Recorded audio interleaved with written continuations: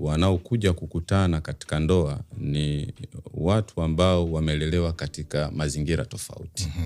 Mwanaume amelelewa katika mazingira yake na mwanamke amelelewa katika mazingira yake.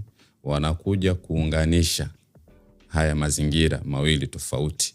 Uislamu ukatambua kuwa katika huu muunganiko kutakuwa kuna baadhi ya sintofahamu na dosari au changamoto kadhaa ambazo zinazoweza kufanya nini kujitokeza katika mahusiano yao.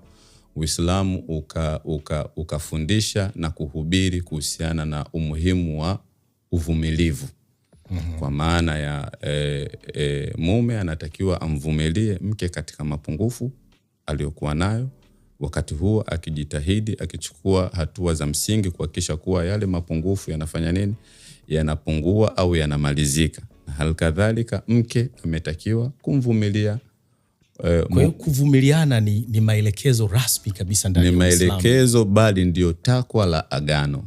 Na ndo tafsiri yake. Ndo tafsiri yake. Kwa sababu agano katika jumla ya maana ya kuishi na mke kwa wema, sio maana yake kutomuudhi mwenzako, bali ni kuvumilia baadhi ya mapungufu unayoyaona ya kibinadamu kwa mwenzako. Ndio msingi wa agano. Sawa.